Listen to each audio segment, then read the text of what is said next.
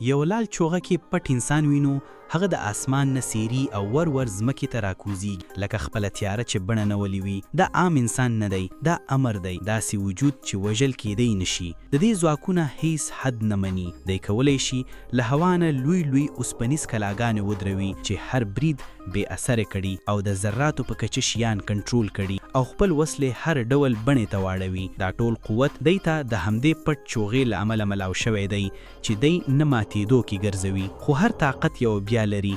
دی دا بیا د دوزخ له یو شیطان سره د سودې په بدل کې ورکړې ده. د دې سودې له مخې هغه باید د جنت په ضد د دوزخ د لشکر مشري وکړي. داسې جګړه چې انسانیت پکې یوازې تماشا کوونکي وي. د قیسې په پیل کې فضا ویرونکي شي کله چې یو عسکر سیمنس مخې ته راشي. په لومړي نظر کې ښکاري چې د دې دننه څه ډیر غلط روان دي. دی د ایرپورټ کنټرول روم ته ننوځي او بغیر غبراهټه دلته موجود هر څوک په بېرحمي وژني. د دې په مخ نه غوسه وي نه ویره، یوازې یخه او خاموشي وي. بیا دی د راکټ لانچر سیستم کنټرول خپل لاس کې واخلي او څنګه چې خلک له جاز نه راکوزیږي دی یو په بل پسې نیخه کوي. لاندې ولاړ یو سړی دا هر څه په خپلو سترګو ویني، خو ویره او بېوسي هغه لکه ډبره کړکې کړي وي، هیڅ څه هم نشي کولی. زر معلومه شي چې سیمنس دا هر څه یوازې نه کوي بلکې دی د یو ډیر طاقتور او پټ سړی ون لپاره کار کوي. بل لور ته ون په یو پټه غونډه کې ښکاري چې دلته د یو عجیبه جوکر سره ناست وي. په لومړي نظر کې دا جوکر مزاحیه ښکاري خو اصل کې ډیر خطرناک دی. دی د دوزخ نه راغلی شیطان دی چې هدف یې دا دی چې لا مخکې فاسد خلک خپل جال کې راګیر کړي او دنیا کې ګډوډۍ خپره کړي. دا شیطانی جوکر له ون څخه د هغو بایو کیمیاوي وسلو پوښتنه کوي چې جوړولو حکم یې مخکې ورکړی و. ون لږ وخت غواړي او جوکر یې مني، خو په یوه شرط، له دې وروسته به سیمنس هم د دې خطرناک پلان برخه وي. دا پرېکړه راتلونکي وخت کې هر څه بدلوي.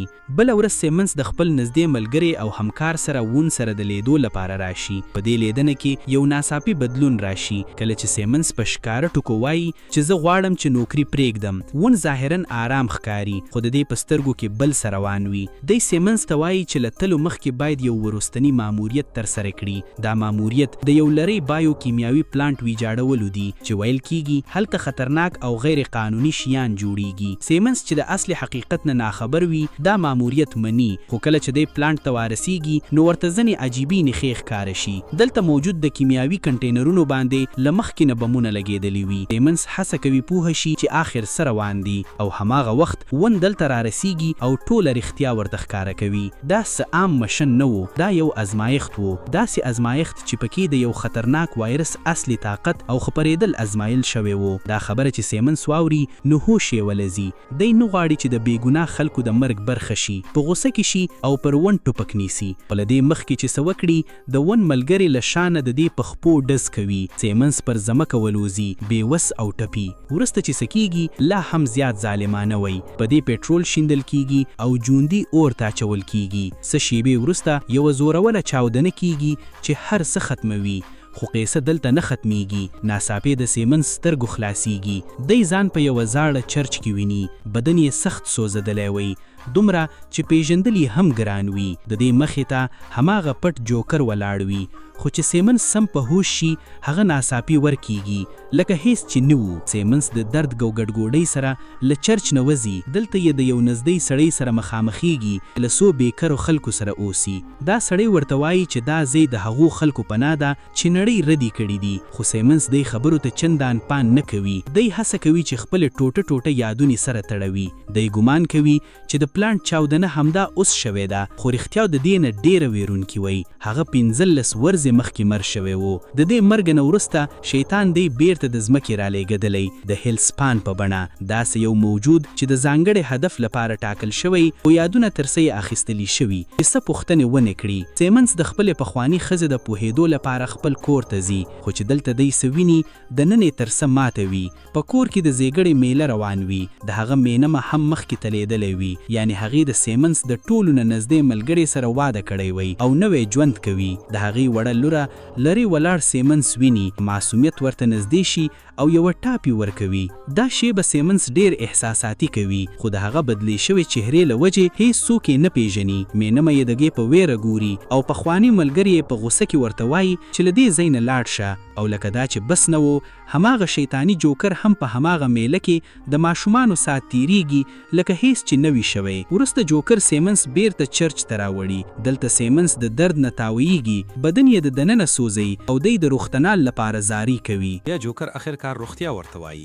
سیمنز 15 کاله مخکې مړ شوی و او له مرګه مخکې یې له شیطان سره سودا کړی و.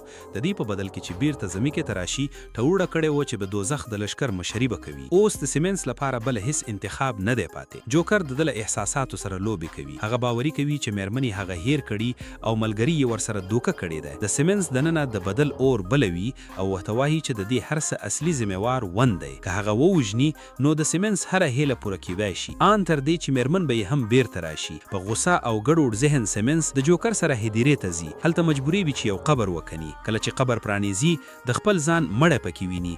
دا حقیقت هغه تر پایه ولړزوي. دلته یو لاکټ پیدا کوي چې پکې د دل او د مېرمن عکس وي او دا صحنه به بشپړ ماتوي. خو جوکر د هغه له درد نه خوند اخلي.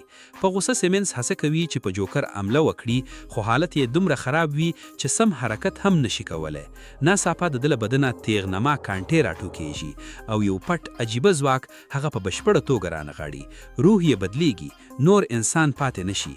همدا هغه شیبه وي چې د هغه اصلي بیا زیږون کیږي. اوس هغه سپان شوی وي، د دوزخ د لشکر ټاکل شوی جنگالي.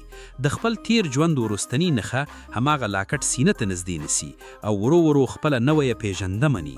جوکر سمستست د میشن د پیل امر ورکوي او خبرداري ورکوي که یې انکار وکړو نه یوازې هغه خپل لمنځه ځي بلکې د شیطانی نسل شتون به هم له خطر سره مخ شي. اوس بل هیڅ لار نه وي پاته. سیمنز د بدل اور کې سوځېدلی د ون د ختمولو لپاره راوځي. په لاره کې هماغه پټ سړی بیا مخې ته ورځي او د دل تم کولو هڅه کوي. ځان 1500 کلن په خاوني سپان معرفي کوي او خبرداري ورکوي چې دا لار یوازې تباهي ته ځي. خو سیمنز نور د چا خبر نه ووري. د دل په سترګو کې یوازې بدل وي. د یوې پوجي اډه ته ننوځي، له هغه ځای نه خطرناکې وسلې اخلي او څوک چې مخکې راشي په بې رحمي یې ختموي. بل لور ته ون خپل اصلي نقشه ښکاره کوي. دی نه یوازې خطرناک وایرس جوړ کړی دی بلکې د هغه واکسین هم ورسره چمتو کړی دی. پلان یې واضح وي. وایرس به په ټوله نړۍ کې خپروي او یوازې هغه خلک به ژوندي پاتې شي چې د هغه شرطونه ومني. په دې ډول به پر ټول انسانیت کنټرول ترلاسه کړي. په همدې وخت کې د سیمنز په خاوني ملګري هڅه کوي چې له ون سره خبرې وکړي، خو ون په یخه لهجه خبرداري ورکوي چې د هغه مېرمن او لور په خطر کې دی.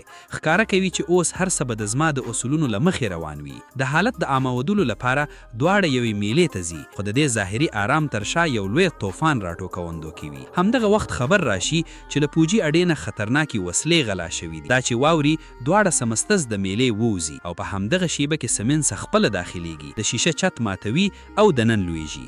د دل په سترګو کې غوسه لمبې وهي. دی نه خپل په خاوني ملګری نیسي او پوښتنه ترې کوي چې ولې یې ورسره دوکه کړه.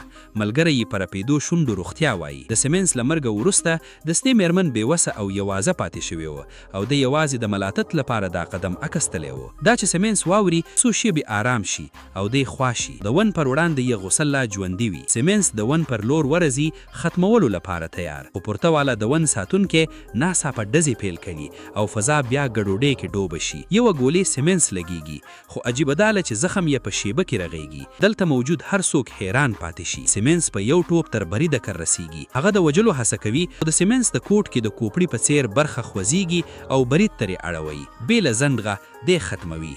همدغه وخت جوکر د لاش تر څنګ راښکاره شي. د سیمنز په بېرحمي چکچکي وهي او هغه لاپس د ون د وخلو لپاره پاروي. خو مخکې له دې چې نور څه وشي پولیس را رسیږي او په سیمنز ډزې پیل کوي. د ګډوډۍ په منځ کې سیمنز په کړکۍ غورځي، خو د هغه له کوټ نه زنجیرونه راوځي چې په هوا کې یې نیسي او د ځمکې له لګېدو نه یې ژوري. لاس یې د قوي پنجې بڼه ګړي او په اساني وداني ته خیژي. د خپلو قوتونو کارولو سره د چاپیرا سره داسې ګډ شي چې پولیسو ته نږدې ناپېژندلی شکش ښکاري. خو یو لوېدلې ډبره یې ځای ښکاره کړي او پولیس پرې بې تمیزه ډزې وکړي. د پرلپسې بریدونو ترمنځ سیمنز توازن له لاس ورکړي او غورځي، خو د ځمکې ته له رسېدو مخکې یو بیا یې خوځېدونکي ځواکونه یې فعال شي او دی علاوتې بیرته چرچ ته رارسي. په همدې وخت جوکر ون ته یو مهم راز وایي. که غواړي له سیمنز نه بچ شي باید یو ځانګړی ډیوایس په خپل زړه کې ولګوي. دا ډیوایس له یو بایو کیمیکلي وایرس بم سره تړی دی. کله یو ثانیه هم د ستې زړه ودرېږي بم به چاودېږي او وژنونکي وایرس وایرس به په ټوله نړۍ کې خپروي. پاس له دې نه شیطان جوکر بیرته د دوزخ ته رابلي او امر ورکوي چې ماموریت ژر بشپړ کړي. جوکر چې په خپله اوږده خدمت او لوی مقام ویاړ کوي، وړاندیکار ورکوي چې د سیمنز په ځای دی زه د دوزخ د لشکر مشره شي، خو شیطان په ښکاره انکار کوي او وایي همدا سیمنز به ون ووژني او وایرس په انسانیت تباهي کړي. له همدې لارې د شیطان نقشه بشپړیږي. ورسته وین خپله په جراحي ډول هغه ډیوایس په خپل زړه کې لګوي او خپله خطرناکه نقشه لا نور هم کلکه کوي. په چرچ کې جوکر بیا د سیمنز مخې ته راشي. تر دې وخته سیمنز ته ټول حقیقت معلوم شوی وي، ورسره دوکه شوي او هغه یوازې د دوزخ د لشکر د مشر جوړولو لپاره استعمالیږي. سیمنز په ښکاره انکار کوي چې هیڅ کله به د شیطان خدمت ونه کړي. په غوسه جوکر خپل اصلي بڼه ښکاره کوي، یو ویرونکي شیطان چې وایلیټر بلل کیږي، د شیطان لیټر ټولو زورو او وفادارو خدمتګارانو څخه. سیمنز په هغه پرلپسې نزې کوي خو هیڅ اغیز نه لري. وایلیټر په اسانۍ هغه نیسي او په یو لاس یې پورته کوي. ناڅاپه د سیمنز له بدنه بیا کانتۍ راوځي چې شیطان اړ کوي د خوشي کړي. سیمنز لویزي او د اوسپنې سیخو ننوځي چې بدن یې سوري کوي او درد یې لا زیاتیږي. جوکر بیا خپل بڼه بدلوي او ګواښ کوي که خبره یې ونه مني د سیمنز میرن به ووژل شي. د شیطان له تل وروسته هماغه پټ زاړه سپون راځي او سیمنز ژغوري. کله چې سیمنز د جګړې هڅه کوي او ټوپک ته لاس وړي، زاړه سپون یې دروي او وایي چې په دې جګړې کې عادي وسلې هیڅ ګټه نه لري. هغه سیمنز ته وایي چې بدل پرېږدي او سمه لاره وټاکي. ورښیي چې خپل کوټ او ځواکونه څنګه سم وکار وړي او هڅه کوي هغه داسې لارې ته بوزي چیرته چې هغه د دوزخ غلام نه بلکې بل څه زوړ شي. سیمنز د هغه خبرې له زړه مني، خپلې وسلې شاته پرېږدي او خپلې میرمنې کور ته روانیږي. په لاره کې جوکر پرې د تیز رفتار ټرک بریدي کوي. سیمنز سمدتي غبرګون شي او خپله بایسیکل یو قوي بڼه بدلوي چې له برید نه یې وژغوري. جوکر په سړک تیل شني، سیمنز توازن له لاسته ورکوي او غرزي. لکه چې ټرک ورنږدې شي، سیمنز په خپلو قوتونو یو خنډه جوړوي، ټرک ورسره ټکر کوي او وچاوي. په همدې وخت کې د سیمنز پخوانی ملګری د وین د ټولې دسیسې حقیقت درک کوي. خو له څه کولو مخکې وین هغه د سیمنز میرمنې او لور سره یو ځای نیسي او یرغمل کوي. څه شیبه وروسته جوکر هلته را رسیږي او پر وسې سیمنز هم. کور ته دننه سیمنز خپله میرم تړلې ویني. وین په بېرحمي هغه په چاقو وهي چې د سیمنز غصه بې کنټروله شي. هغه وین په زور کش کوي، دروازه ماته کوي او دننه ننوځي. هلته خپله لور او ملګری هم تړلې ویني. په غصه سیمنز نږدې وي چې وین ووژي، خو وین خبرداري ورکوي که هغه مړ شي د هغه زړه پورې تړلی وایرس ډیوایس فعال شي او بېشمري بېګناه خلک به ووژلي. په هغو کې د سیمنز لور هم شاملوي. سیمنز په چټک فکر خپل ځواکونه کار وړي او د وین له سینې نه هغه ډیوایس راوبسي. سمدتي یې له منځه وړي او خطره ختمه کوي، خو د وین ژوند پرېږدي. هماغه وخت ناڅاپه میرم پرې د چاقو بردي کوي، خو څه عجیبه ښکاري. هغه اصلي میرم نه وي، دا جوکر وي چې د هغې بڼه یې نیخلې وي. شیطان خپله اصلي چهره ښکاره کوي او د سیمنز رښتنۍ میرم اور ته راکاخي. یوه بلې سخته جګړه پیل شي چې د زاړه سپون هم د سیمنز تر څنګ ودري. جوکر اور ته ننوځي او معلومیږي چې دا اور اصل کې دوزخ ته دروازه ده.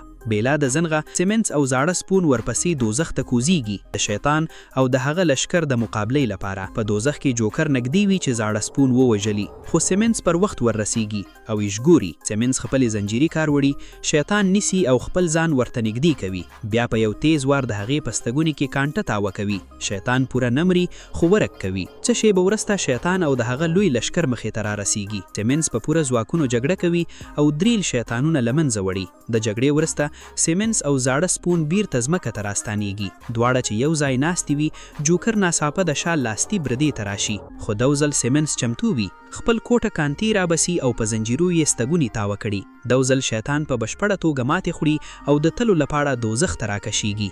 خطره چې ختم شي، د سیمنز ملګری په انټرنیټ کې د وین دسیسه افشا کوي. سیمنز خپل لاکټ خپله لور ته ورکوي، د خپل تیر ژوند وروستنی نښه. په پای کې سیمنز بیرته چرچ ته ستنیږي، اوس نه د بدل دپاره روان وي او نه د دوکې دپاره، بلکې د یو نوي هدف سره د ځمکې ساتنه او د انسانیت ترڅنګ درېدل. هغه جګړه چې د غصې او درد نه پیل شوې وه، اوس د خلاصي دی او هدف لپاره نوې لاره